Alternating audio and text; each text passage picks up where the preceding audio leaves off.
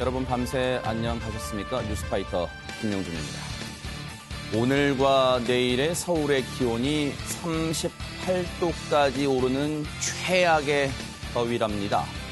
그리고 벌써 전국적으로 온열 질환자 사망자만 27명에 달합니다. 이쯤 되면 폭염이 자연재난이라 불러도 과언이 아닐 듯 싶습니다. 하지만 언제까지 폭염 대책으로 비만 기다리고 있을 수는 없습니다. 뭔가 근본 대책, 특히 노약자들을 위한 근본 대책이 필요해 보이는 그런 시점입니다. 7월의 마지막 날입니다. 화요일 뉴스파이터 본격적으로 시작해 보도록 하겠습니다. 도와주실 네 분을 먼저 소개해드리겠습니다. 한국범죄학연구소의 김복준 연구위원, 백성문 변호사, 박영주 변호사, 그리고 MBN의 홍순빈 아나운서, 이렇게 네 분과 함께합니다. 어서 오십시오. 네, 안녕하세요. 네. 자, 여러분과 함께한 뉴스파이터 첫 번째 얘기부터 풀어보겠습니다.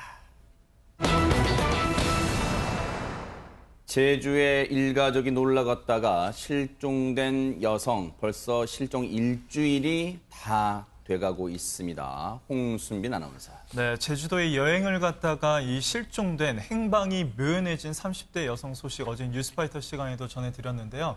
경찰이 200명이 넘는 이 수사 인력까지 동원한 상태입니다. 그런데 네. 어제는 이 수배 전단까지 배포해서 그 수사에 박차를 가했다고 합니다. 네. 그 수배 전단부터 한번 살펴보도록 하겠습니다. 네, 이게 어제 배포된 수배 전단의 모습인데요. 네. 지금 실종 일시가 7월 25일, 그러니까 지난주 수요일 11시 5분경으로 되어 있습니다. 네. 지금 제주도 세화포구 부근에 그 편의점에서 CCTV에 이 모습이 찍힌 뒤 사라졌다고 이제 알려져 있는데, 이게 마지막으로 그럼 찍힌 모습이겠네요. 그렇습니다. 여기서요, 이제 여러 가지 김밥과 소주, 커피 등을 산 이후로 네. 이 여성의 모습이 이제 행방이 묘연해졌다고 알려져 있습니다. 네. 인상착의 조금 살펴보겠습니다. 키가 155cm, 그리고 마른 체형이라고 하고요. 얼굴은 계란형에 치아는 정상적이라고 합니다. 그리고 실종 당시에 회색 민소매와 그리고 짧은 반바지 차림이었다고 합니다.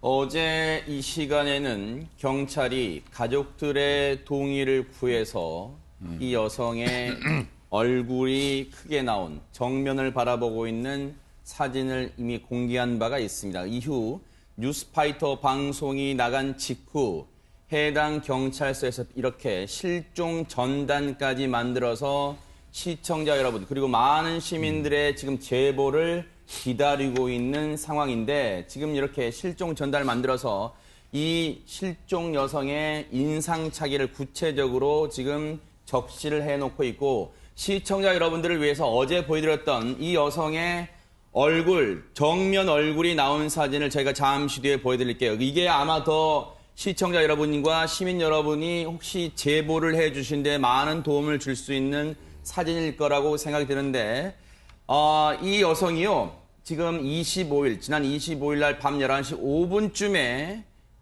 인근 편의점에 물건을 사러 갔다가 앞서 말씀드린 대로 컵라면 그리고 커피, 소주 등을 산 후 바로 이 여성입니다. 그리고 이후 그 가족과 함께 머물렀던 그 캠핑 야영장으로 돌아오지 않았어요. 그래서 가족들이 찾아 나섰고 이튿날 지난 26일 날 실종 신고를 하게 된 건데, 백성문 변호사님, 네. 어제 이 시간에 전해드렸을 때 바로 저 슬리퍼가 세화항 방파제 인근에서 휴대전화와 함께 발견이 됐는데, 나머지 슬리퍼 한쪽도 지금 추가로 발견됐다면서요? 네, 그러니까 대략 실종된 곳에서 한 2.7km 정도 떨어진 곳입니다. 아하. 그러니까 지금 현재 일단 동일인의 것으로 추정을 하고 있는 거고요. 네. 저희 동일인의 것이 맞다면 지금 현재 실족 혹은 투신 이 가능성을 이제 배제할 수 없는 상황인 것 같고, 네. 네, 일단 저 2.7km 정도 떨어진 곳에서 발견이 됐다라고 하면 네. 만약에 이 실종자가 투신이나 실족을 했다면 실종자 발견도 굉장히 어렵겠구나라는 아하. 생각이 일단 들고, 네. 좀 이해가 안 되는 측면이 몇 개 있어요. 뭘까요? 그러니까 일단 실족을 했는지 아닌지는 지금 전혀 알 수 없는 상황입니다만, 아까 그 편의점 사진을 마지막으로 해서 왜 가족들이 있는 캠핑장으로 바로 돌아가지 않았을까? 아하. 그러니까 그 이후로는 CCTV가 없는 상황이니까요. 네. 그리고 뭐 아까 김복주 교수님과 아까 저희 얘기를 나누긴 했지만 네. 통상적으로 실족을 하는 경우에는 네. 휴대전화 이런 걸 들고 실족할 가능성이 많은데 그걸 가지런히 놓고 실족을 하기 또 쉽지 않은 상황이거든요. 네. 근데 그러다 보니까 이게 단순하게 실수로 뭐 물에 떨어지게 된 것인지 네. 아니면 범죄에 연루된 것인지 여러 가지 가능성을 놓고 좀 살펴봐야 될 상황인 것 네. 같습니다. 지금 경찰도 백방으로 많은 경찰 인력을 투입해서 수중수색까지 지금 벌이고 있는 상황인데 혹시 그 사이에 수색의 진전은 있었는지 뉴스파이터 제작진이 경찰의 얘기를 들어봤는데요. 얘기 들어보시고 이어가 보도록 하겠습니다. 이후에 큰 변동사항 없고 오늘도 한번 나가서 또 수색하고 한번 더 탐문해봐야 될 것 같습니다. 지금 보니까 슬리퍼 한 짝이 발견됐다고 추가로 예, 그게 지금 그 실종자께 맞는 건가요? 거의 뭐 유사합니다. 뭐 사이즈라든지 모양이라든지 예, 유사한데 이제 뭐 과학적인 검증을 또 거쳐봐야겠죠. 예, 다른 건 아직까지 발견된 게 없습니다. 사람은 가라앉고 슬리퍼는 뜨잖아요. 네네. 슬리퍼 갖고 안에서 뭐 조류라든지 해류 때문에 이게 떠내려 갔을 수도 있고요. 아직까지는 범죄 관련된 뭐 단서는 찾은 게 없는 걸로 알고 있습니다. 김복준 의원. 예. 지금 경찰의 마지막 얘기를 보면은 다른 범죄 연루 가능성은 없는지 저희 제작진이 질문을 했더니 아직까지는 다른 범죄에 관련된 단서는 찾은 게 별로 없다. 하지만 앞서 저 편의점 내부의 CCTV를 보면 이 해당 여성이 뭐 만취했다거나 이 몸이 비틀거린다거나 전혀 그런 동작이 지금 안 보인단 말이에요. 예, 맞습니다. 약간의 술을 마셨다고 하지만 이성이 없을 정도로 술을 마신 것 같지는 않고요. 네. 적어도 외관상으로. 그리고 저분이 산 음식을 좀 따져볼 필요가 아하, 있어요. 네. 김밥하고 소주하고 컵라면이네요. 컵라면 종류. 네. 그렇다면 저걸 가지고는 본인들이 기거하고 있는 캐러반 글로 직방 갈 이유 물건이거든요. 아하. 예, 그래서 이제 그 부분이 좀 저는 개인적으로 좀 꺼림칙해요. 네. 근데 몇 가지 좀 의문점인 거를 좀 아까 백 변호사님도 얘기하셨는데 네네. 좀 설명을 좀 드려볼게요. 네. 사실 실족사라고 한다면요. 기본적으로 실족사는 이렇게 부둣가에 서 있다가 발을 잘못 디뎌서 뚝 떨어져 갖고 빠지는 걸 말하지 않습니까? 네. 그렇다고 그러면 본인이 손에 소지하고 있는 카드라든지 휴대폰은 들고 빠지는 게 맞아요. 네. 그런데 그게 가지런히 이 방파제 인근에 놓여 있다면 네. 이건 사실 실적으로 보기에는 애매한 부분이 없지 않아 있습니다. 아하. 다만 네. 거기에다가 하나 이제 조건을 붙인다면 네.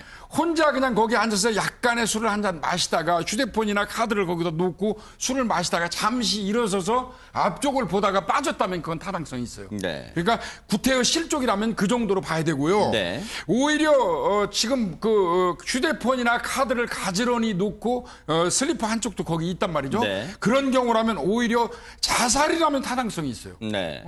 일반적으로 자살하는 사람들 신발 벗어놓고 소지품 놔두고 뛰어드는 경우니까요.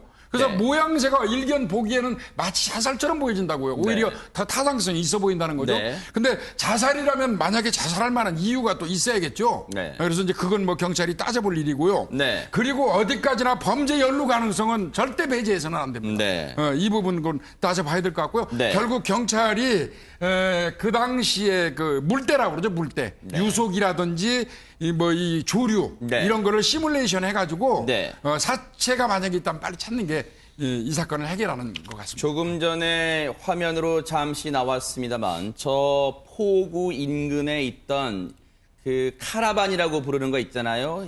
여러분 이 영화나 드라마에서 많이 보셨을 저런 장면. 캠핑카 이른바 캠핑카. 캠핑카라 불리는 카라반입니다. 저기서 이제 이 네 가족, 저 실종된 여성을 포함한 남편 그리고 두 자녀 해서 네 가족이 캠핑을 왔다가 저 카라반에 돌아가야 되는데 저기서 물건을 사려고 나왔단 말이에요. 그런데 저곳으로 돌아가지 않고 세화항 인근에서 휴대전화 그리고 그 바닷가 쪽 아래쪽에 슬리퍼 한쪽이 있었고 어제 추가로 말씀드린 것처럼 그 사고 지점으로 추정되는 곳에서 2.7km나 떨어진 곳에서 나머지 슬리퍼 한쪽이 추가로 발견이 됐습니다. 그런데 박영주 변호사님, 지금 이 사안에 대해서요, 청와대 국민청원 게시판에도 정말 경찰분이 열과 성을 다해서 정말 수색을 좀 잘 좀 해주세요라는 글이 올라올 정도로 지금 많은 분들이 지금 이 실종 여성의 무사 귀환을 지금 바라고 있습니다, 지금.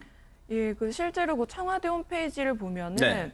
제주에서 실종된 30대 여성의 수색 범위를 넓혀달라, 덮으리하지 말고 제대로 수사를 해줬으면 좋겠다라는 네. 글이 계속해서 올라오고 있는데요. 네. 우선은 제주도라는 관광지가 굉장히 인기가 많은 관광지고 주변에서 흔히 가는 곳이기 때문에 우리 주변에서도 이런 일이 일어날 수 있다라는 불안감이 있고요. 그리고 네. 두 번째로는 제주도에서 난민 문제가 최근에 굉장히 큰 이슈가 됐었기 때문에 네. 혹시 이 난민 문제가 이 사건과 관련이 있는 것이 아닌가 하는 그런 불안감이 있어서 네. 이 사건에 대한 철저한 수사를 요청한다는 그런 글들이 꾸준히 올라오고 있는 것으로 네. 보입니다. 그래서 앞서 김복준 의원님 말씀처럼 백성문 변호사님, 네. 범죄 가능성은 절대로 배제해서는 안 된다는 말씀을 지금 김복준 의원님이 해주신 것 같아요. 이게 사실 지금 또 영상 보시면 아시겠지만 저 여성이 멀쩡하잖아요. 네. 전혀 취해 보이지 않아요. 물론 그러니까요. 술을 조금 마시고 지금 편의점에 갔다고 하지만 네네. 그러면 저렇게 멀쩡한 여성이 갑자기 실족을 한다는 것도 사실 그렇게 와닿지가 않는 게 저 아하. 지역에서 꽤 오래 저 캠핑카에 머물렀단 말이에요. 2주 있었어요. 2주. 네. 그러면 그 안에 지리도 어느 정도 다 알 텐데 아하. 그런 사람이 그곳에서 실족을 한다라는 게 언뜻 와닿진 않아요. 그런데 네. 지금 말씀하셨던 것처럼 저 편의점의 CCTV를 제외하고는 주변에 CCTV가 없는 상황이에요. 아하. 그러니까 그 상황에서 왜 저 캠핑카로 다시 돌아오지 못했는지에 관련해서는 계속 조사를 좀 해봐야 될 것 같고 그러니까요. 주변인 탐문 등을 통해서요. 네. 그리고 뭐 만에 하나 아까 김복주 교수님과 제가 잠깐 말씀드렸던 것처럼 이 실족이 아니라 혹여라도 투신일 네. 수도 있거든요. 그러면 이제 그럴 만한 동기가 있는지에 대한 조사도 이루어져야 될 것 같고 네. 무엇보다도 일단 실종자를 찾는 게 일단 최우선 네. 아니겠습니까? 네. 일단 실종자 수색에 일단 만전을 좀 기해야 될 것 이 같습니다. 사실은요. 네. 실종 신고가 들어오고 3일 동안 비공개로 수사를 하다가 네. 29일 날 공개 수사로 전환을 한 이유가 있어요. 뭘까요? 이제 뭐 기본적으로 1번은 그 어떤 그 개인의 프라이버시 문제가 따르기는 하지만요. 네. 가족의 이제 협조를 얻어서 공개 수사를 했는데 그 이유는 뭐냐면요.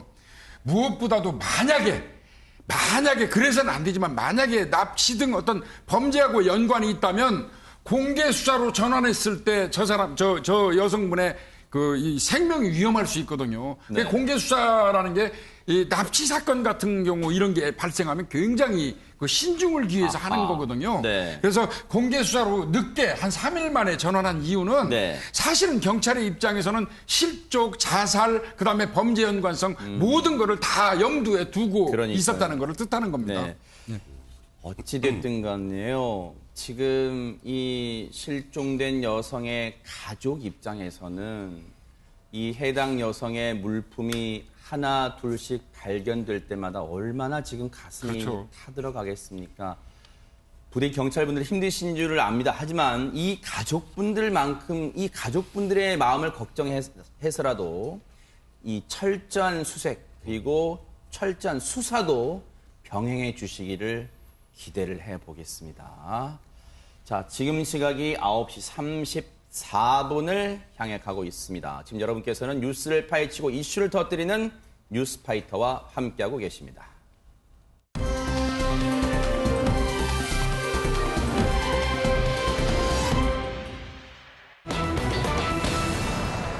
가족 간에 여러 가지 일이 있을 수 있습니다만 이런 끔찍한 일도 벌어질 수 있습니다. 백성문 변호사님. 네, 그 90대 노인 양모 씨라는 사람이 네. 2016년 12월부터 막내딸의 집에 거주를 하게 됩니다. 그러니까 아하. 막내딸이 부모님을 모신 거죠, 쉽게 말하면. 아. 근데 이 90대 이 양모 씨는 막내딸 집에서 조용히 잘 사셨으면 괜찮은데 아하. 그 부인을 폭행을 하기 시작을 했어요. 네. 계속 폭행을 하는 걸 본 이 막내딸은 말려도 보고 이제 아버지 그러지 마세요라고 뭐라 해봤는데도 안 네. 돼요. 아하. 그러면 이제 어떤 문제가 생기냐면 이 막내딸 입장에서는 집에 아이들이 있잖아요. 네. 아이들이 할아버지가 할머니 때리는 걸 계속 보는 것은 정서적으로 건강. 굉장히 영향이 안 좋은 영향을 끼치겠죠. 그러겠네요. 그러니까 도저히 이제는 아버지를 모실 수가 없다. 그래서 아하. 아버지한테 통보를 합니다. 아하. 큰언니네로 가세요. 아. 근데 큰언니로 가세요라고 하니까 거기에 이 90대 노인 양모 씨가 앙심을 품게 됩니다. 어허. 감히 나를 지금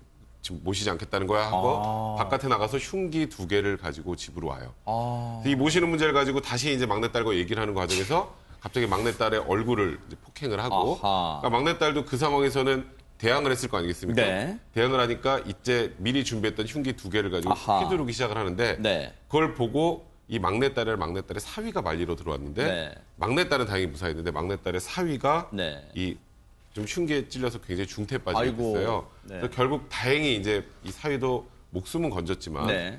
이제 성대 마비 같은 장애를 평생 앓고 아이고. 살아야 되는 그런 상황이 됐던 사건입니다. 네. 아버지를 못 모신다고 했던 이것만 놓고 보면 아우 따님이 왜 안 모시려고 했을까 하는데 지금 백성문 변호사님 잘 설명해 주셔서 그 사연이 있었어요.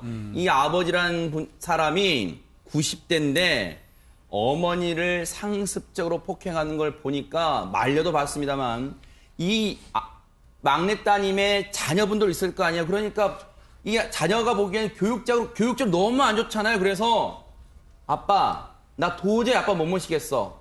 큰언니네로 가! 라고 했는데 큰언니네로 가서 이 문제의 이제 사달이 일어나게 됐습니다. 김복준 의원님. 예, 맞습니다. 이게 아마 90세가 훨씬 넘으신 분이에요. 아하. 그러니까 중반도 넘었었는데 네. 아마 이분은 막내딸 집에서 할머니하고 같이 있으면서 네. 상습적으로 자신의 아내 할머니를 구타하고 폭언하고 폭행한 것 같습니다. 아하. 그러니까 이분은 내가 볼 때는 그 전형적인 가정폭력범이에요. 어떤 네. 면에서 보면 연세가 드셨지만. 아하. 그런데 이제 그거를 지켜보는 막내딸의 입장에서 보면은 어머니를 때리는 아버지도 싫을 뿐더러 네. 그거를 보는 자신의 그 아이들이 어떤 교육이 되겠습니까? 그러니까 결론을 이제 내립니다. 어머니는 내가 모시고 네. 막내딸이 내가 모시고 할아버지만 아버지만 다른 큰언니 집에다가 이렇게 따로 떼놓는 게 좋겠다는 생각을 했던 것 같습니다. 네. 그래서 이제 자신의 남편하고 그러니까 네. 이제 범인의 입장에서 보면 사위죠. 네. 남편하고 같이 이제 올라온 건데 사전에 얘기가 잘 됐지가 않았던 것 같아요. 문을 열고 이제 큰딸 집에 왔는데 네. 큰딸하고 아버지 모시는 문제로 다툼이 잠깐 있었나 봐요. 아, 막내딸하고. 막내딸하고. 그거를 이제 아버지가 지켜보고 있다가 그렇지 네. 않아도 감정이 상해가지고 따라온 사람이에요. 미리 네. 흉기 2자루를 모자 속에 숨기고. 세상에. 그랬던 사람인데 자신을 놓고 막내딸과 큰딸이 이 다투는 걸 보니까 네. 이제 화가 나가지고 이 막내딸 네. 뺨을 때린 거란 말이에요. 아하. 그러니까 거기 지켜보던 그 막내딸의 남편, 그러니까 네. 사위죠. 네. 사위 유 씨입니다. 아하. 유 씨가 자기 아내를 감싸 안은 거예요. 아. 그 순간 모자 속에 있던 흉기를 2자루 아이고. 꺼내가지고 정확하게 목 부위를 공격을 했는데 아하. 경동맥입니다. 네. 치명적인 곳이에요. 아까 백 변호사님 말씀하셨는데 만약에 그게 제대로 맞았으면 사망했어요. 아. 그래도 그나마 비껴갔지만 이제 이 발음을 하는 성대 쪽을 공격 네. 이 다치는 바람에 네. 성대 마비로 지금 언어 장애가 왔다고 아. 합니다. 예. 그런데 박영주 변호사님, 이 막내딸, 이 시청자분들이 그런 생각 하실 것 같아요. 오죽했으면 이렇게 모시다가 결국에는 큰언니 집으로 가세요라고 말했을까? 뭔가 그동안 마음고생도 심했을 것 같다는 그런 추정도 해볼 수 있을 것 같습니다.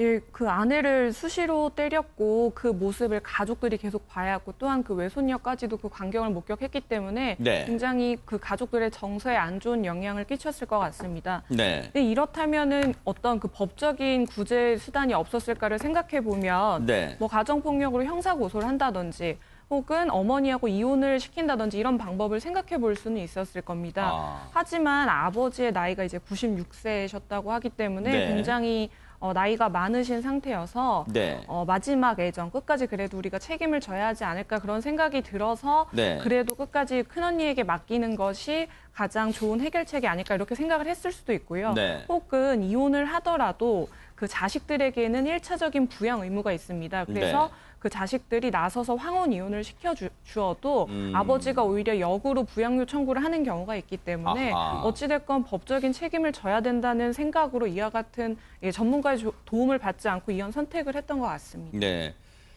이 아버지 입장보다는 이 막내딸이 그동안 얼마나 정신적으로 고통을 받았을까 한번 생각을 해보면요. 이 막내딸의 집에 머물면서 수시로 아내를 때리는 모습을 지켜봐야 하는 이 막내딸과 그 사위. 어땠을까요? 이 심정이. 그리고 외손녀. 이 가족들이 그 모습을 지켜보는 걸 이 막내딸이 도저히 이래서는 안 되겠다. 그래서 아버지와 어머니를 따로 떼내야겠다. 떼놔야겠다. 그래서 큰언니의 집으로 아버지를 모시게 하려는 그 순간에 이런 일이 벌어지고 말았는데 백성문 변호사님, 네. 이 끔찍한 범죄, 하마터면 목숨을 잃게도 했을 뻔한 끔찍한 사건입니다. 네, 네, 재판부의 그렇죠. 판단은 뭐였습니까? 일단 1심 판결부터 좀 살펴보면요. 네. 지금 뭐 보시면 아시겠지만 죄질은 굉장히 안 좋죠. 아하. 부인을 상습적으로 계속 폭행해왔고 네. 모시겠다고 분리해 놓으려고 하는 그 상황에서 미리 흉기를 준비해서 이런 사고를 일으켰기 때문에 사건을 일으켰기 때문에 네. 굉장히 죄질이 안 좋은 데다가 본인이 잘못한 게 아니고 쟤네들이 잘못한 거야.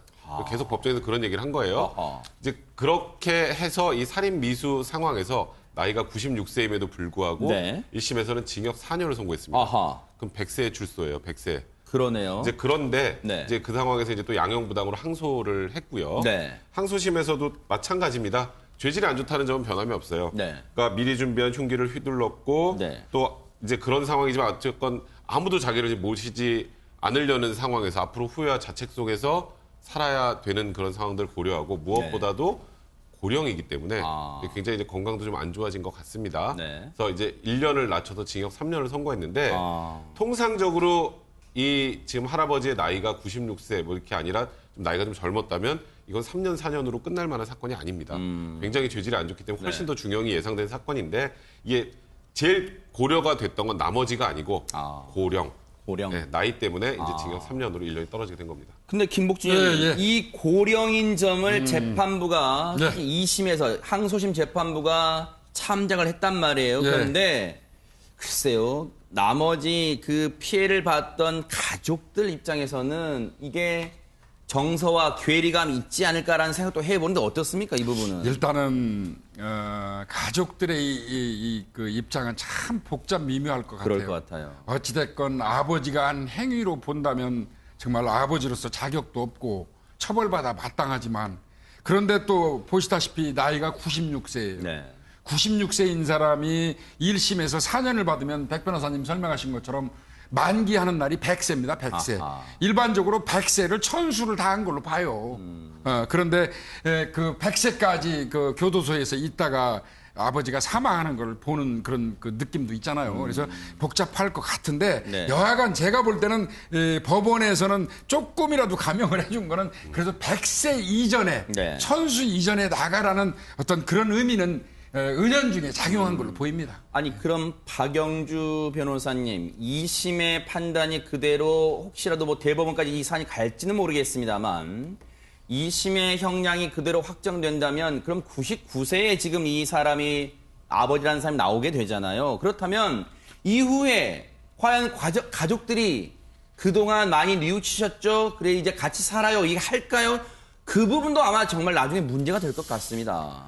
예, 사실 그 가족의 부양 의무라는 것은 국가의 부양 의무보다 우선하는 것이기 때문에 아하. 어찌됐건 자식의 입장에서는 그 아버지를 부양해야 되는 그런 의무가 있습니다. 네. 다만 이제 가족 관계가 단절됐다라고 판단할 수 있는 그런 사정이 있는 경우에는 네. 부양을 하지 않을 수 있는데요. 이 사건 같은 경우는 당연히 물론 그 딸을 다치게 한 건 아니지만 딸에게 흉기를 휘둘렀던 상황이잖아요. 네. 그렇기 때문에 아버지가 출소하고 나왔을 때 부양을 할 수 없을 것 같고 이처럼 가족 관계가 단절됐다라는 게 실질적으로 증명이 되는 경우, 예를 들어 뭐 이혼을 하고 네.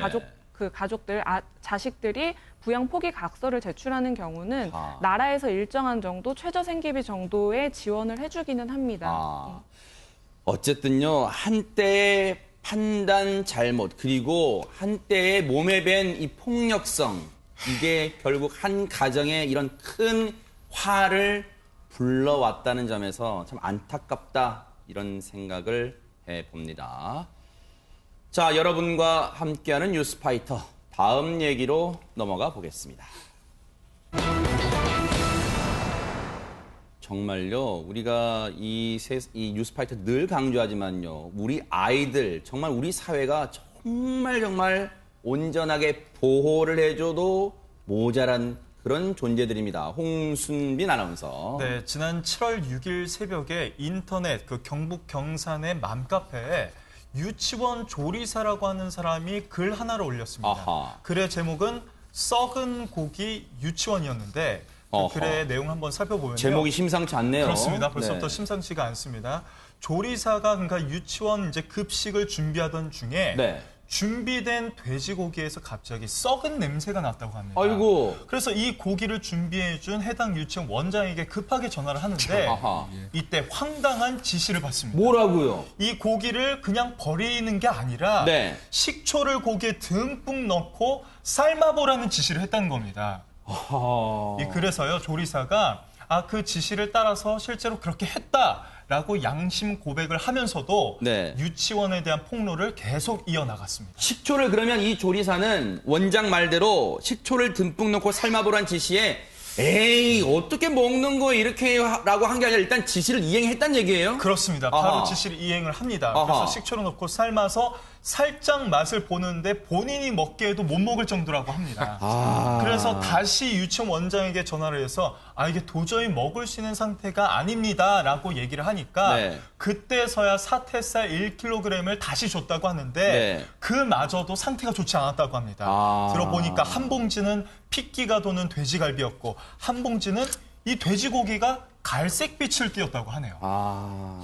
그럼 뭔가 고기가 갈색빛을 띄었다면 이것도 뭔가 상했을 가능성을 배제할 수 없는 상태였다 이렇게 볼 수 있는데 그런데 백성문 변호사님 네. 이 경산 맘카페 여기에 저 조리사의 폭로글 뿐만 아니라 이 글 이후에 많은 어머니들의 글도 뭐 좀 올라왔다는데 어떤 내용입니까? 그러니까 이제 어머니들이 그래서 그랬구나. 이제 이런 일들이 생겨나는 거예요. 그러니까 이제 이런 글을 딱 보니까 내 딸이 가서 갔다만 오면 맨날 그렇게 배가 고프다 그러던데. 아하. 그리고 또 내 딸이 갔다 오더니 배가 아프다 그러던데. 아하. 이제 그런 글들이 속속 올라온 거예요. 그러니까 지금 아까 말씀하셨던 네. 저 돼지갈비 사건도 있지만 그거 말고 많아요.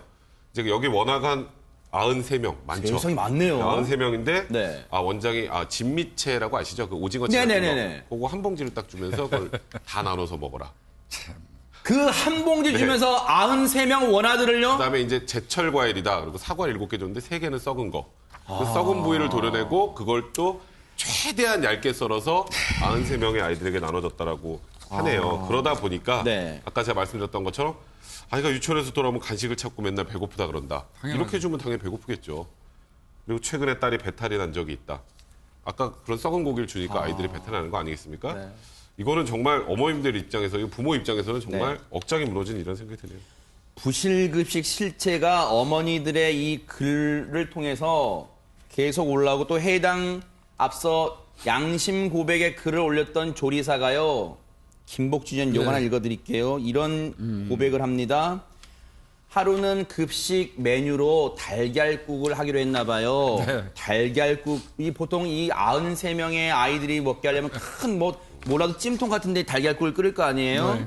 달걀국에 달걀을 몇 개 깨뜨렸을까요? 읽어드릴게요. 달걀을 딸랑 3개 깨뜨렸답니다. 그걸 풀어서 끓일 때 휘휘 져서 93명 아이들 달걀 3개를 넣고 달걀국이라고 떠줬대요. 양심 고백을 했습니다. 이렇게. 아까 백 변호사님 말씀하셨잖아요. 93명한테 썩은 사과 3개 포함해가지고 7개 가지고 93명을 다 먹였다는 거니까. 아마 사과를 채 썰은 거겠죠. 얇게. 그렇죠. 예, 그렇게 해서 먹였겠죠. 그리고 93명을 달걀 3개를 휘휘 풀어서 먹였다. 이제 이게 사실이라면요. 네. 이분은 이 원장분은 제가 생각할 때 생각 같아서는 그렇습니다. 네. 저 구속해가지고 교도소에 수감해놓고 네. 똑같이 해주고 싶은 생각이 들어요. 상한 음식을 조리해서 네. 좀 먹이고 아하. 그러고 싶은 생각이 드는데 이분은 몇 가지 지금 잘못한 게 있어요. 뭘까요? 일단은 양을 속여가지고 아이들을 배고프게 한 죄. 거기에다가 그 썩은 음식을 조리해서 먹인 죄. 이게 지금 생각보다 상당히 복잡한 양태의 범죄를 지금 실행하고 있는 거거든요. 이 사람은. 네. 그래서 이게 사실이라면 네. 이런 그 어린이집 원장의 어떤 그 개인적인 신상 네. 처벌은 물론이고 아하. 과연 그런 어린이집이 존재할 필요가 있을지 이건 신중하게 행정당국에서 검토해야 된다고 봅니다. 홍순민 아나운서, 이 해당 유치원이 이른바 먹는 것 가지고 아이들한테 장난친 정황은 여기뿐만 아니라면서 이 실제 식단표에는 감자 튀김이라고 나와 있는데 실제로 나온 건 전혀 딴판이었다면서요? 이 유치원 측에서 학부모들에게 안심하라고 평소에 그날 어떤 음식이 나오는지 그 배식표를 이제 홈페이지를 통해서 공개를 했다고 합니다. 아하. 그 이제 이날은 이랬습니다. 카레라이스, 과일 후르츠, 숭늉, 그리고 감자튀김, 김치 이렇게 나오는 날인데 네. 실제로 그 나온 음식을 보니까 감자튀김 대신에 일반적으로 해서 그냥 마트에서 파는 감자 과자 뭔지 알겠어. 그 중에 5개 정도 이렇게 식판에 넣어서 아이들한테 줬다. 이런 사실까지 밝혀지고 있습니다. 정말 이거 진짜라면요. 앞서 우리 김복준 의원님 말씀처럼 정말 이거 진짜라면요. 지금 진짜 화딱지 납니다. 진짜 그래요. 진짜 여러분들은 아마 시청자 여러분들 화가 나실 거예요. 내 아이처럼 지금 내 아이들한테 그런 일을 당한다고 한번 대입을 해보세요. 정말로 지금 뿔이 납니다. 그런데 김복준 의원님, 부모님들이 그러면 이 사실을 까맣게 뭐 오랫동안 모를 수밖에 없었을까요? 결국은 이제 아이들이 이상하게는 생각을 네. 했다는 거예요. 아이들이 유치원에 갔다 오면 네. 식탐이 생겼대요. 식탐이. 애들이 굶주리다 보니까 이제 집에 오면 먹을 게 많으니까 막 욕심내서 먹는 그 습관이 들은 거죠. 네. 그런 식탐이 생겼고 네. 무엇보다도 한번 생각해 보십시오. 네. 어떻게 보면 우리나라를 앞으로 책임질 우리의 아이들 아닙니까? 이 아이들의 영양 상태 돌보는 건 물론이고 네. 영양 상태를 골고루 해가지고 네. 먹여서 아이들의 발육이 좋아지도록 해야 될 의무가 있는 네. 그 어린이집 원장 아니겠어요? 아하. 이런 사람이 세상에 상한 음식과 턱도 없는 그 어떤 그 음식의 양으로 아이들을 굶기면서 네. 어떻게 보면 저것도 결국은 개인적으로 이득을 취하기 위해서 저런 네. 행위를 한 거 아니겠어요? 네. 이 사람은 정말 뭐 100번, 1000번 지탄받아도 뭐 부족하지 않습니다. 홍순빈 아나운서. 네. 부모님들은 그럼 평소에는 이 해당 유치원의 조리사의 폭로 글이 나오기 전에는 왜 이런 부실급식 실태를 모르고 있을 수밖에 없었을까요? 홈페이지에서는 혹시 이런 급식 같은 거 확인 못해요? 홈페이지에요. 그날 나오는 음식들이 그날 공개가 됩니다. 네. 홈페이지 사진까지 공개가 됐어요. 네. 사진을 봤을 때는 음식이나 이런 여러 가지들이 굉장히 풍성하고 다양하게 나오니까 네. 그 사진만 보고 믿고 있었던 거죠. 우리 아이가 야, 이 유치원에서 이렇게 맛있게 배불리 먹는구나. 이 유치원 괜찮네. 잘 보냈네. 여기 보내길 잘했다라고 믿었던 학부모들의 뒤통수를 쳐도 진짜 이거 유분수죠. 그런데 백성문 변호사님. 네.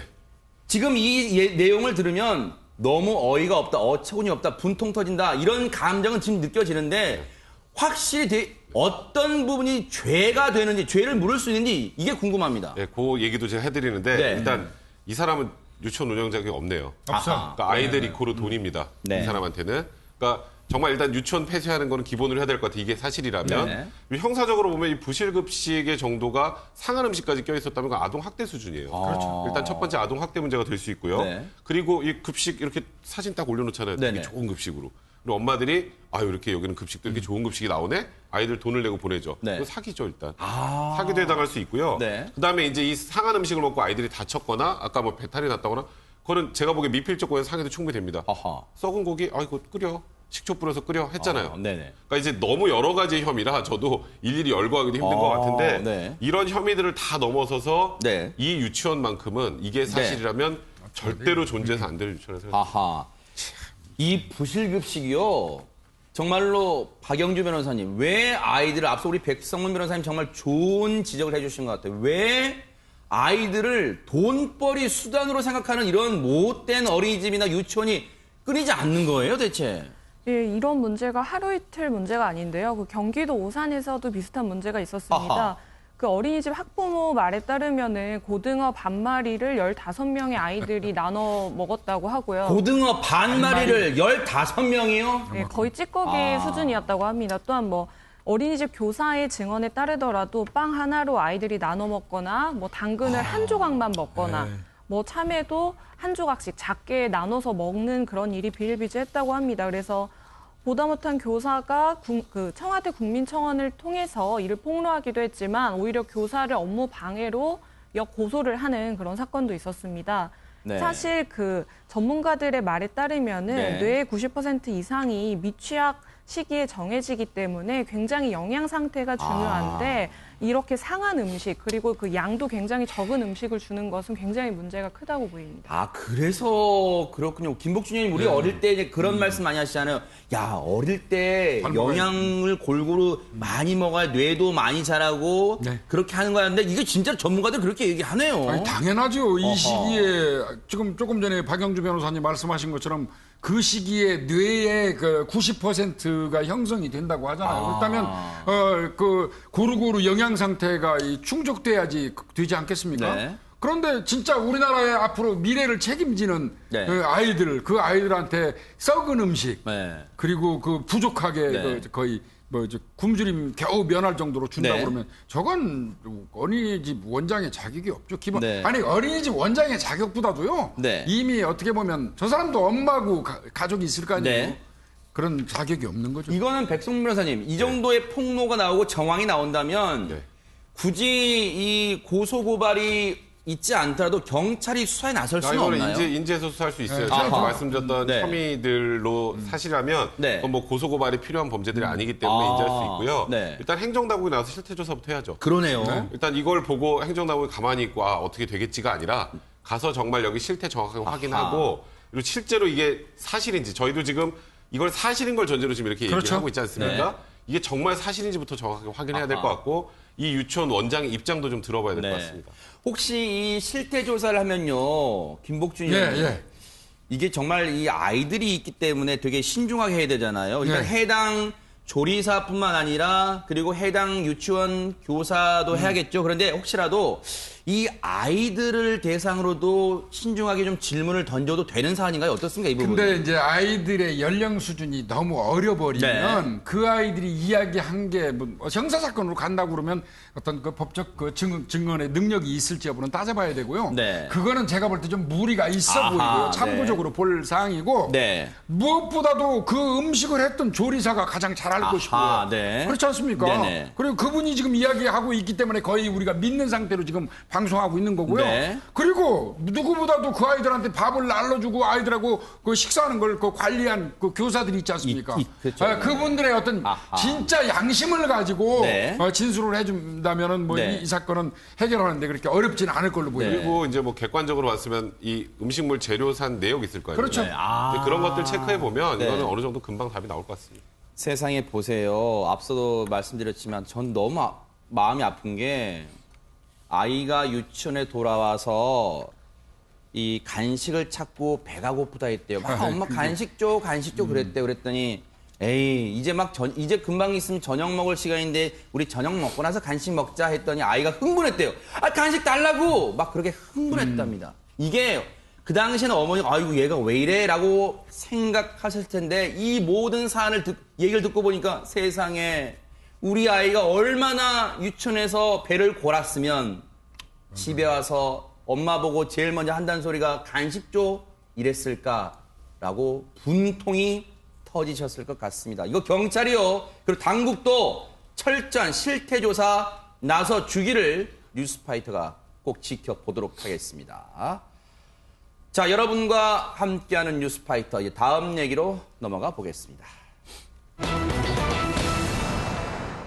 글쎄요, 이 선남선녀끼리는 이성을 찾고자 하는 마음은 자연스러울 수 있겠죠. 하지만 이런 경우에는 곤란할 것 같습니다. 백성문 변호사님. 그 서울 노원구에서 택시 회사를 운영하고요. 아. 주유소도 여러 개 가지고 있었던 이제 2010년을 기준으로 하면 70대 남성이 있었습니다. 아하. 돈이 굉장히 많은 재력가죠. 네. 그리고 그때는 혼인한 상태였어요. 아하. 근데 이제 본인을 60세라고 속이고 아하. 결혼정보회사 등을 통해서 젊은 여성들을 40여 차례 이상 소개를 받습니다. 아. 그러다가 네. 2010년에 그 와중에 이제 40대 여성 하나를 만나서 미혼이라고 당연히 속이고 세상에. 그리고 같이 살자. 네. 이제 그러면서 이제 교제를 시작해요. 네. 교제를 하는 과정에서 아내가 2016년에 사망을 합니다. 아. 이제 아내가 사망을 하니까 나랑 좀 동거해서 같이 살자. 그래서 이 여성을 40대 여성을 이제 그렇게 속여서 네. 같이 사는데 네.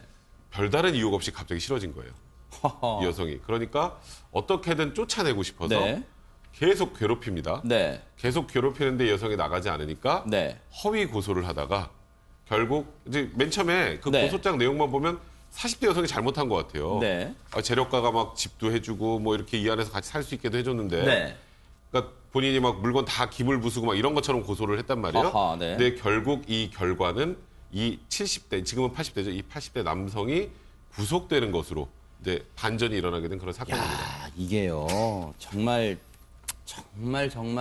이 인두껍을 썼다고 그런 표현 쓰잖아요. 김복주 의원님. 네. 정말 이게 뭡니까? 저기 자기가 70대일 때 60대라고 속여가지고 결혼정보업체에 뻔히 유부남이, 떡하니 유부남이 20, 30세 젊은 여성을 20살이나 30살 정도 아래인 젊은 여성을 40차례 넘게 소개를 받았대요. 그러다가 2010년에 40대 여성 만나서 유부남인 상태에서 결혼을 전제로 교제하다가 2016년에 아내가 숨진 이후에 옳았구나 싶었을까요? 여성과 동거를 했는데 그것도 2달 사이 마음이 돌변했어요. 근데 어떻게 괴롭힘이 시작된 거예요? 어떻게 괴롭힌 겁니까? 저 동거녀를. 이 사람은 그 결혼정보업체를 통해서 45의 여성을 만났거든요. 아하. 나이는 기본적으로 10살 아래로 속이고요. 네. 결혼정보업체 이게 문제점이긴 한데요. 네. 그래서 만나는데 이 사람이 지금 그 보면은 지금 80대고 그 만난 여성들하고 나이 차이를 보면 30에서 40살 차이 나요. 어떻게 보면요. 앞으로 쭉 당겨서 그 올라가가지고 그 성향을 분석한다고 그러면 저같이 범죄학을 하는 사람 입장에서는 이 사람은 소화기 우증 환자예요. 어떤 면에서 보면. 네네. 저는 그렇게 보이는데 네. 자 이제 문제는 뭐냐면요. 일단은 자기 아내가 사망하자마자 이 여성을 자기 집으로 불러들여갖고 뭐 내가 재산도 수십억 되고 아파트도 증여하겠다는 형태로 여성을 데리고 들어온단 말이죠. 아하. 그리고 동거에 들어갔는데 네. 그럼 동거에 들어갔으면 잘 살았어야죠.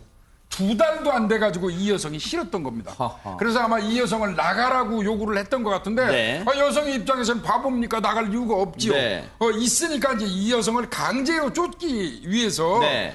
이제 몇 가지 제가 알고 있는 유형이 있어요. 이 여성하고 어디를 갔다 오면서 네. 그 여성한테 뭔가를 이 남성이 요구를 했는데 여성이 거절을 하니까 이 사람이 재력가는 맞습니다. 네. 강북구 쪽에서 택시 회사를 운영하는 아하, 사람이에요. 네. 그러니까 그 운전기사한테 야, 이 고속도로상에서 내려. 이 여자 내려줘. 이렇게 이게 요구를 했는데 고속도로상에서 사람을 어떻게 내려줍니까? 아하. 운전기사가 거부했어요. 네. 그리고 왔다는 이유로 운전기사 해고해버렸어요. 그런 거. 뭐, 그 다음에 이제 본인이 어떤 잘못한 그 부분들을 이제 넘어가기 위해서 네. 자기 회사 직원들을 동원해가지고 네. 이 여성이 집에서 수시로 뭐 세탁기 선을 끊어놓는다, 도어락 같은 거를 부순다, 네. 뭐 이런 거 등등을 허위로 신고하도록 아하. 그 허위 신고를 유도했고요. 네. 이런 거 등등으로 해서 뭐 무고라든지 죄명이 굉장히 많습니다. 이 사람 아하. 강요라든지. 네. 그래서 저는 이 사람은 기본적으로 네. 어떤 한 여성을 만나갖고 진지하게 살리는 의도는 전혀 없다고 봅니다. 아하. 예. 그런데 이렇게 검찰과 해당 지역의 경찰서에 여러 차례 고소장도 지금 보시는 것처럼 접수를 했대. 뭐라고 이유를 댔냐면요. 이 여성이 안 나가면서 내 아파트에 무단 점유를 하고 있어요. 그것도 모자라서 박영주 변호사님 보세요. 향수, 옷, 가재도구를 훔쳐요. 아파트 일부를 지금 부수고 있어요. 거동이 불편한 나를 폭행해요. 이렇게 허위 고소를 했답니다. 그래서 아마 이런 식으로 쫓아내려 했나 봐요. 예, 우선 그 7차례나 걸쳐서 고소를 했음에도 불구하고 이 여성에 대해서 그 불기소 처분이 나왔습니다. 아, 여성에 대해서 오히려? 예, 그래서 불기소 처분이 나왔을 경우에는 이제 피해자가 30일 이내에 항고를 해서 아하. 다시 수사를 해달라고 요청을 할 수 있는데 네네. 그래서 이 남성이 이제 다시 항고를 해서 다시 판단을 해달라고 했는데 단순히 여성을 집에서 쫓아낼 목적이 아니라 네. 정말로 처벌을 받기를 좀 원했던 것 같습니다. 어이구. 그래서 다시 수사를 해보니까 이 네. 남성의 그 허위 고소 혐의 그리고 뭐 폭행의 혐의가 드러나서 오히려 검찰에서 구속이 됐던 그런 사안인데요. 폭행까지 한 거예요? 예. 어허. 이 무고 같은 경우는 사실상 고소장만 낸다고 해서 끝이 아니라 네. 수사기관에서 그 정당하게 수사를 해야 되는 그 시간과 비용과 노력을 네. 이런 허위 그 수사를 해야 되는데 사용을 하기 때문에 그러겠네요. 굉장히 그 죄질이 안 좋다고 봐서 검찰 네. 단계에서 구속이 됐습니다. 이게요, 네네. 몸도 못 가눈다는 이야기를 자기가 데리고 있는 직원들, 자기 밑에 있는 직원들한테 허위의 진술서를 쓰게 한 이유가 뭐였냐면요. 네네. 본인이 여성을 때려놓고 여성이 그 부분에 대해서 경찰에 그 고소를 하니까 네. 본인의 죄를 빠져나가기 위해서 직원들을 동원해가지고 나는 80대 노인이기 때문에 네. 몸도 부축 없이는 못 가누는 사람인데 내가 네. 어떻게 여성을 때릴 수 있느냐 이런 허위의 진술서를 쓰도록 네. 직원들한테 요구하고 아하. 그랬던 겁니다. 네. 이게 10살씩 낮춰서 허위로 여자를 만나왔는데 몸이 불편해요. 아하. 80대에도 70대라고 속여가지고 여자 만나는 사람이 그래서 네. 판결문에도 건장하다고 돼 있습니다. 아, 그래요? 건장하죠. 그런데 피해 여성이요. 이 여성 얼마나 억울했겠어요. 그걸 유부남인 줄 모르고 사귀었던 것도 억울한데 폭행까지 당했어요. 그리고 이런 허위 고소까지 피소를 당했어요.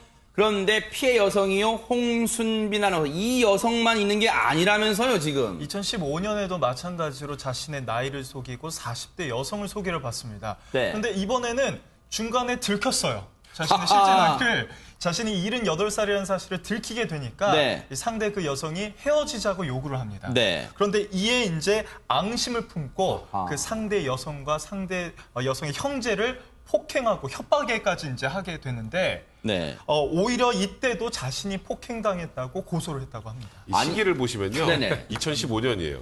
그러면 지금 우리가 얘기한 거는 피해 여성과 교제를 하고 있을 때고 아내가 사망하기 그렇죠. 1년 전입니다. 그러네요. 근데 지금 여기서 끝낸 게 아니고요. 나중에 결혼정보회사까지 고소를 했어요. 이 맞아요. 사건에서는. 아하. 결혼정보회사에서 지금 내가 돈이 많다는 거를 알고 이 여자랑 짜고 결혼정보회사에서 이 여자를 소개시켜줬다고 해서 결혼정보회사까지 고소를 했던 그런 상황까지 연출을 합니다. 이 사람이. 네. 아니, 이 남성한테는 대체 김복준 의원님 네. 별명을 뭐라고 붙여줘야 되는 거예요? 대체 이게 무슨, 아니, 유부남이면서 많게는 30세 어린 젊은 여성들을 40차례 넘게 만나온 것도 모자라서 어떤 여성 만나서 결혼을 전제로 교제하는데 이미 그때도 아내가 있었고 아내가 숨지니까 옳았구나 싶어서 여성과 동거하고 근데 그 사이에 지금 얘기를 들어보니까 또 그 여성과 사귀는 사이에 또 다른 여성 사귀고 이거 어떻게 봐야 됩니까 이거를? 그러니까 제가 뭐 앞으로 쭉 땡겨가지고 소아교육증 성향을 가진 사람이라고 아까 제가 네. 얘기를 했는데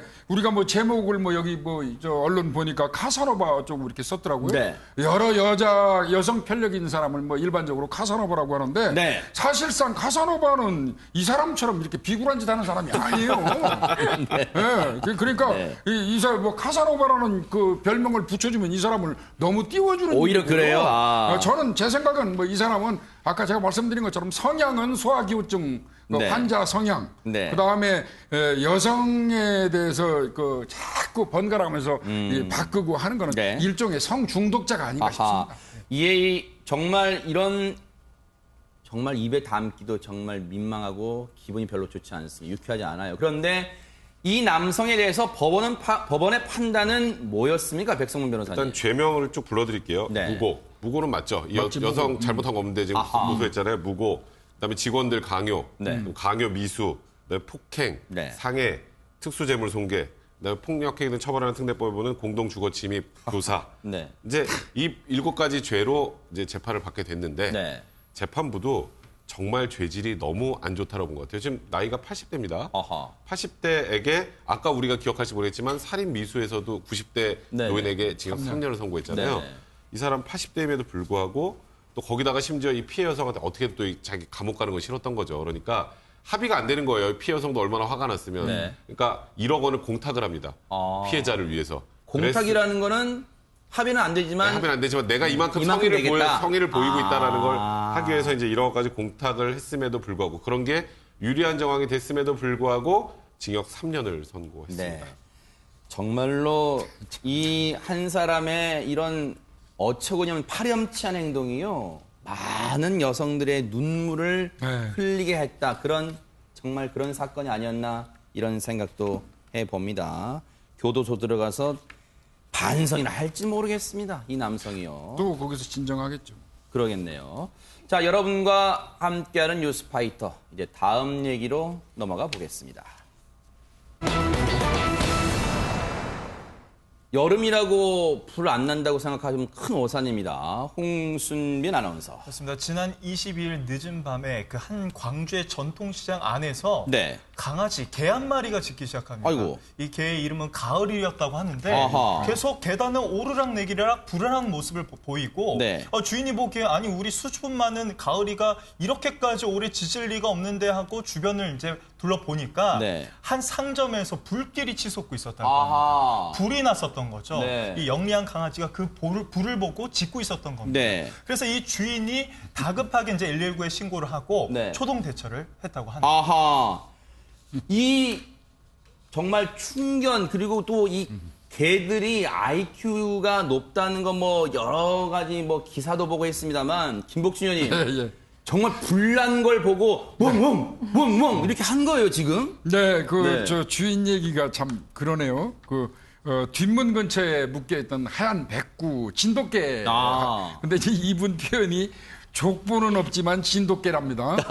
가을이는 네. 수줍음이 많아가지고 행인들이 지나가면 잠시 짖다 멈춘대요, 아, 평상시에. 네. 그런데 그날은 이상하게 계속 짖어대면서 불안해하고 네. 아하. 오르내리면서 계속 짖어서 이게 무슨 일이 있다고 판단을 했다는 네. 거죠. 아. 결국 가을이가 특이한 어떤 행동을 하기 때문에 네. 이상하다고 판단을 했고요. 네. 그래서 확인을 해보니까 1층이 수산물 가게인데 네. 거기가 시꺼먼 연기로 완전히 자욱하더라는 거예요. 아. 그래서 이제 본인 입장에서는 빨리 가가지고 꺼야 되는데 네. 이 배전판 밑에 이 소화기가 있다는 거예요. 근데 아하. 연기가 많아가지고 그걸 찾을 수가 없어서 네. 이제 기둥 쪽에 있는 네. 그 소화기로 이제 진화를 했다고 네. 이렇게 얘기를 하는데 결국 이분이 깨어나가지고 소화기를 찾아서 바로 저 소화기네요, 지금. 1차 진화를 할 수 있었던 거는 네. 그 수줍음 많은 가을이가 짖어대는 바람에 아하. 가능했던 거죠. 예. 이 가을이가 콩콩 한 빚어준 덕분에 뭔가 주인이 눈을 부스스하고 아유 얘가 오늘따라 왜 이래 라고 했겠죠. 그랬더니 연기가 싹 피어오르는 거예요. 그래서 큰 불로 번지기 전에 화재를 막을 수 있었다 막을 수 있지 않았냐 이런 생각이 드는데 여러분 기억나실 거예요. 백성문 변호사님. 네. 우리 뭐 예전에 다 아마 기억에 여전히 남았을 겁니다. 대구 서문시장 대형 화재 같은 거 여전히 기억나시죠? 아마 그것도 작은 불씨가 시작될 수 있었잖아요, 그것도. 그러니까 네. 지금 이 가을이가 열심히 짖어줬어도 네. 만약에 소화기를 못 찾았다고 한번 생각을 해보고 그거 그러면은 이제 불을 막을 방법이 없는 거예요. 네. 그거는 가을이가 아무리 짖어도 안 되는데 아하. 이제 2017년부터 이 전통시장에 취약한 화재의 그 대책으로 네. 보이는 소화기 대책을 만든 거예요. 보이는 소화기가 뭐예요? 그러니까 지금 여기에도 456대를 관내 이 시장에 설치했다고 하는데 지금 저 소화기예요. 기둥 같은 기둥에 딱 붙어 있으니까 저기에서 장사를 하신 분들은 소화기가 어디인지 모를 수가 없는 거예요. 그러니까 바로 내려와서 기둥에 보이는 소화기를 잡고 들어가서 이제 화재를 진압할 수 있었던 건데 말 그대로 보이는 소화기네요, 진짜 잘 보이는. 그냥 이제 그런 거 있잖아요. 보통 뭐 어딘가에 뭐 저런 시장에는 소화기를 구비해야 됩니다. 아하. 구비는 하죠. 네. 어디 있는지 몰라. 그러네요. 근데 이제 문제는 이제 그런 부분들 때문에 전통시장에서 불이 나면 해결이 안 나니까 네. 이제 저렇게 보이는 소화기 대책을 만들었는데 네. 이번 사례가 네. 이제 널리 좀 전파돼서 네. 이 전통시장에서 이 보이는 소화기 대책이 널리 좀 퍼졌을 만한 바람이 있다라는 게 그러니까요. 광주 북구 소방서 현장지휘 담당의 얘기입니다. 박영규 변호사님, 정말 우리 가을이가요. 이 정말 가을이한테는 견공이란 호칭을 붙여줘도 정말 아깝지 않을 것 같아요. 이 정말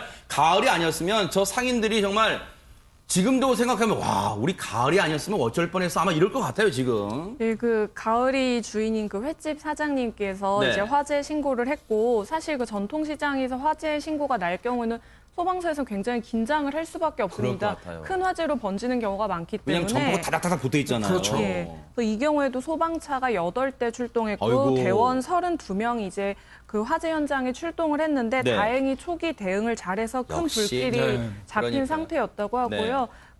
아까 말씀하신 것처럼 그 보이는 소화기가 네. 있었기 때문에 그 화재 진압이 빨랐고 네. 전통시장에서 이제 대형 화재를 예방할 수 있는 잘 만들어진 정책 중에 하나라고 좀 그러니까요. 평가할 수 있다고 보입니다. 네, 정말로 이 가을이가요 큰일을 해냈습니다 김복준 의원님. 근데 저건 뭐 상 주는 거예요, 지금? 네, 그래서 이제 주인한테는 초동 조치를 잘했다 해서 상패 주네요, 주인한테.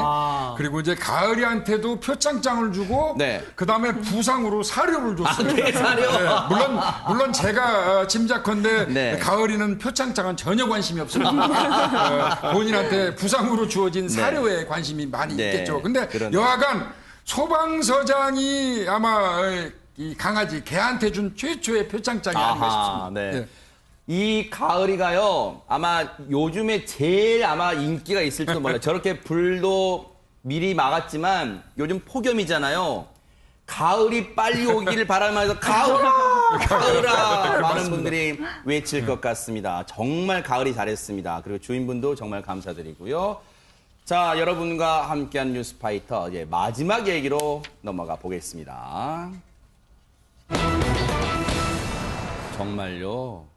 이 더위에요. 김복준 의원님, 네. 정말로 밖에서 일하시는 분들은 정말 이 더위가 정말 네. 죽을 만큼 싫을 것 같아요, 정말요. 김복준 의원님. 네. 아유, 지금 뭐 사실 택배를 시키는 게 미안하더라고요. 맞아요. 그런 마음이 있어요. 또 진짜. 음식을 시켜도 미안하더라고요. 네. 그 땀을 뻘뻘 흘리고 맞아요. 들어오시는 분들을 보면 그래서 집에서 뭐 시켜 먹는 것도 좀 자제해야 되는 게 아닌가 이런 네. 생각이 들 정도인데 지난 25일 날 이제 그 한 인터넷 커뮤니티에 네네. 올라온 내용인데요. 네. 충남 부여군에 있는 한 아파트 사시는 주민인데 네. 이분이 이제 폭염에 엄청나게 고생하는 택배 기사님들을 위해서 네. 아마 그 아파트 이제 그 현관 있는데 들어오는 입구에다가 네. 예, 얼음물하고 간식을 좀 넣어서 세상에, 저기 보입니다. 이겁니까? 예, 와. 그래서 땀 흘리시다가 시원한 물 이렇게 좀 드시라고 네. 저렇게 이제 넣은 것 같은데 네. 보니까 그 굉장히 감동적인 사연이에요. 우리는 저런 생각을 왜 못하고 살까요? 네. 그런데 홍순빈 아나운서, 앞서 보니까 무슨 조그만 문구까지 있는 것 같은데 대체 뭐라고 붙여놓고 저렇게 택배기사님들 이거 꼭 드세요라고 한 겁니까? 자, 날씨가 덥지만 이 문구에 따뜻한 마음을 네. 담았습니다. 네. 계속되는 폭염 속에서 택배 배달하신다고 고생이 정말 많으십니다. 맞아요. 네. 시원한 얼음물, 음료 준비했으니까 조금이나마 더위에 도움이 되셨으면 합니다. 또하루 아파트 뭐 이렇게 썼습니다.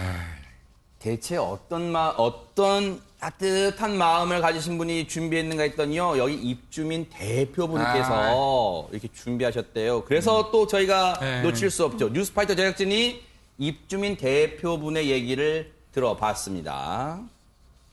택배 기사, 제가 직접 진짜 만나지는 못하니까 기사님들이 이제 음료수를 드시고 거기 이제 쪽지로 고맙다고 감사하다고 이렇게 쪽지를 남겨주시고 가신 분들이 있어요.